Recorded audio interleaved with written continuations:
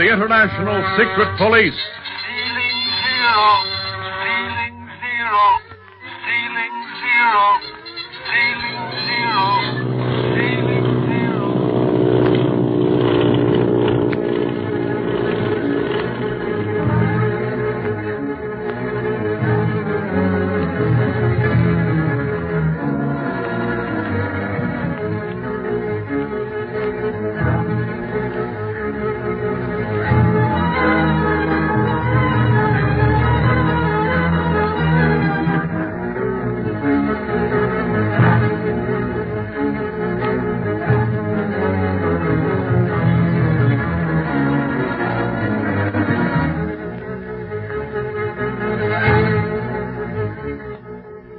Convinced that the Octopus gangsters caused the avalanche from which they barely escaped at Da-Shen-Lu, Speed, Clint, and Barney decide to take off that very night instead of at dawn as originally planned. Meanwhile, the Octopus and Quan Wu start a flight for Lhasa, the sacred city of Tibet, leaving the fleet of planes and the aviators stationed at Black Pass to stop the secret police in case they escape their planned fate at Da-Shen-Lu. The boys know nothing of this latest development, however, and we find them flying at a very high altitude as they approach the treacherous mountain range of Tibet, Nien Cheng Tang La. Ooh, it's getting cold. It's even colder than it was at Da-Shen-Lu. Well, that's because we're flying at a much higher altitude, Jean. And don't forget that Tibet is the highest country in the world. 3/4 of it is well over 10,000 feet above sea level. Well, this high altitude certainly affects one's breathing. Oh, do you want the oxygen tank, Dr. Kingsley? No, thank you. I'll be all right if we don't go any higher. Clint, I was wondering about Jean and Speed. Oh, I'm all right, Daddy.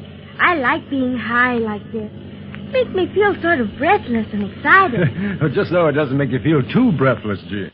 Now, be sure and let us know if you have any real difficulty in breathing, won't you? We have plenty of oxygen along for just such emergencies. But I guess we won't have to use it now, Clint. Guess we'll fly at a lot higher altitude than this before we catch up with the Octopus, so we'd better save the oxygen until then. Has Barney got the automatic pilot on, Clint? Oh, no, Bob. Not with these mountains around us. Often he flies between them instead of over them. Use of the automatic pilot would be fatal under such flying conditions. Clint, what was the other name of this mountain range? Oh, you mean the English name, Jean? Yes. The Spirit of the Expanse of Great Fear. That name frightens me. Why do they call it that? Well, I imagine the Tibetans are superstitious, honey. Such high mountains are always dangerous, so rather than admit physical fear, the Tibetans probably people Nien Chen Tang La with evil spirit, as creatures of their own imagination. I'm not afraid of things like that, Daddy. But the Octopus and his men are waiting there at Black Pass. They're more terrible than these mountains, even evil spirits or anything else. Well, you needn't worry your little head about the Octopus, Gene. Clint, Speed, Barney, and Bob will take care of him. How are you planning the attack, Clint? Well, frankly, I don't know yet. First, we'll have to see what conditions we have to face before planning how we're going to face them. Are you going to capture the Octopus and his gang alive, Clint? I'd like to, Speed. But if worst comes to worst, we can bomb Black Pass from the air. That would save the secret police and the world a lot of trouble. And it's the way the Octopus would take if our positions were reversed. But I have orders to bring him in alive if possible. And I intend following those orders. Clint! Oh, Clint, come here. Coming, Barney. Oh, what's up, fella? I just talked to the hospital again over the shortwave set, and Li Ying is still out cold. Looks like concussion of the brain, all right. Well, that isn't so good. I'm convinced that Ying had something important to tell me before we took off from Hong Kong. He told me as much. Chang prevented that, and now there's no telling how long he'll be unable to talk. Yeah, that's bad luck. Our Hong Kong operator in the hospital not knowing what's going on. Who's taking his place meantime? Wong. You remember him? Oh, yeah. But he didn't have all the inside dope on the job we're working on like Ying did. No, and Ying certainly didn't have a chance to tell him about it either before his accident. I guess we can only depend on the Hong Kong office for emergency supplies or reinforcements, Barney.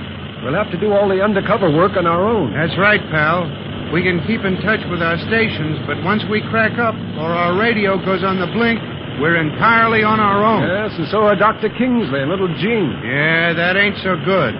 If we run into an ambush at Black Pass, we're just as liable to get shot out of the sky as not.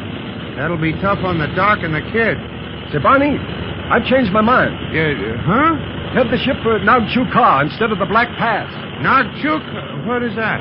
It's one of the main gateways to the holy city of Lhasa, and one of the safest places in Tibet, since everyone is under the strictest surveillance, and no one can pass through to Lhasa without authorized permission. Then why go there? It's a cinch the Octopus won't be there. Well, naturally. But I want to leave the doctor and Jean at Nagchuka. I know there will be no danger there, and we can then continue on to the Black Pass with free mind. Free my foot? Flying into the den of the Octopus ain't my idea of freedom. No, you know what I mean. We, accustomed to danger, expect it. But we're apt to be over-careful when the lives of two innocent people are involved. Hey, if that's true, then let's take on more passengers. When you're near the Octopus, it's impossible to be over-careful.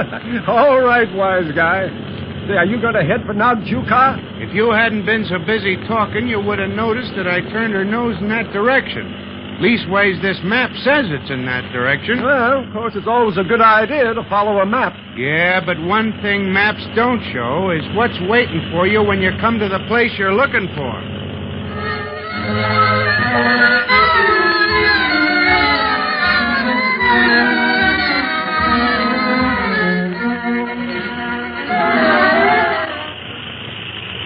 Quan Wu, why do you continually look behind us? Do you expect to see someone following our plane? Yes, Master. I must admit that I do. Suppose Clint Barlow should not go to the Black Pass first, but to Lhasa instead. Let him. I expect to reach Lhasa before he could. There's but one chance in a million that he would see us. But Barlow is known for making good on his one chance. Enough. Secret police will go to the Black Pass first, that I am sure of. There is no reason for them to change their plans. They cannot possibly know that I am no longer there. I sincerely hope that you are right, Master, now that we are flying alone. We shall not be alone long. I have already arranged for our men to prepare for our arrival in Lhasa. I wish to resume our smuggling activities over the most profitable route we have, the one between Tibet and India over the Himalayas. We have a big program ahead of us, Quan Wu. There is no time for fear and imagination. Yes, Master, I shall remember. From this time on, I shall give no voice to my fears. Good. Are we stopping at Nagchuka or flying directly to Lhasa? We shall stop at Nagchuka. Remember, Wu, I have established a character for myself here in Tibet. I am Paul Mcnear, scientist carrying on experiments in the comparative quiet of Tibet that will revolutionize the world. Little does the Tibetan government realize how much they will revolutionize the world. And all our activities can be safely carried on under the cloak of science? Yes, easily. Without my mask, I am Paul Mcnear. With it, I am the Octopus. And no one must ever know that both are the same man. You plan to remove your mask before landing at Nagchuka, then? Of course. But I shall change my appearance by following Barlow's example. I shall use makeup as a disguise. But this plane, it will be noticed, of course. Not many pass this way. Will it not be reported to the secret police should they reach as far as Nagchuka? No. Because of my reputation as Paul Mcnear, the scientist, I can forbid the officials to say anything of my goings and comings. I shall say that I must have absolute privacy surrounding my experiments. Otherwise, I shall seek seclusion somewhere else in the world. The Tibetan government will not do anything to lose the fat fee I am paying them for such privacy. You make it all seem so easy, Master. Anything is easy, Wu, if one has courage. But if one hesitates, then all is lost. Remember that. I shall. And now I see Nagchuka ahead of us. You are to say nothing when others are around us. I shall introduce you as my mute colleague, whose brain is all the more keen because of enforced silence. Remember, never utter a sound when there is anyone near to listen. I shall remember. I shall still call you Wu, since it is a fairly common name. And now, make ready for our landing.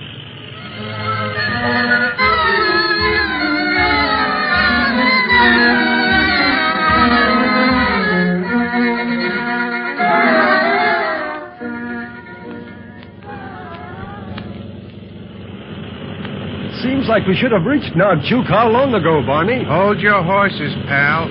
After all, I was almost at Black Pass when you changed your mind about where to land. We could have reached Nagchuka a lot quicker if I'd pointed for it in the beginning. I know. How do you like Tibetan flying? It's plenty tricky. Them mountains create some terrific downdrafts, and you never know what sort of wind you're going to find at the different altitudes. Suffering whang-doodles, but the winds do blow in Tibet. Yeah, I heard that it started around 11 in the morning and sometimes blew all night. That's a comforting thought to carry when you try to make a landing. Feel this crate. It's bucking like a bronco. You want me to fly her for a while? No, thanks. I'll finish the job. How are the folks in the cabin? As well as could be expected. Jean didn't like the idea of being left behind while we went adventuring, as she put it. But I think the doctor was relieved. I don't blame him. Poor Duck. For a long time, he was getting along just fine in Hong Kong, carrying on his practice as a doctor, dabbling enough in government to make it interesting. Then, boom, along comes us and the Octopus, and everything goes haywire with him. You never know what's going to happen, I guess. Just about the time you get things figured out and running smoothly, somebody throws a wrench in the works. Yeah, and you land in Tibet. Don't tell me I know all the answers. Yeah, but they're generally the wrong answers. Oh, yeah? See, I think that's Nagchuka ahead. I sure hope so. And after this, if we always get wind in the afternoon in Tibet, I'll do all my flying in the morning. Hi, fellas. Hi, kid. We're almost there, aren't we? How'd you know? Oh, I was figuring our mileage and how much the wind probably cut our speed down. Comparing all that to the distance shown on the map, I figured we ought to be about there. Listen to him. Maybe he should be flying this crate. You taught your pupil too well, Barney. Speed will be flying rings around you before you know it. Oh, no. One thing I do know, and that's flying. The kid might fly as good as me someday, but he'll have to reach my age before he can. We'll let him keep his illusions for the time being, Speed, because we'll land soon. Oh, boy, am I excited. There's not a whole lot known about Tibet. We'll almost be like explorers. That's no lie. We'll probably have to go places where no one else would go before we're out of this mess. Quit singing the blues. Look sharp for a landing field, Barney. I am. Ain't I been losing altitude all the time? Yeah, but that can mean anything, including a crack-up. You just keep your feathers smoothed and let me fly this ship, old pal. Say, look below us, fellas. On the port side. Another ship. It's grounded. Why, yes. Boys, that's the Octopus plane. What? Sure, don't you recognize it? We've caught up with him at last. Yeah, but now that we've caught up with him, just what are we going to do with him?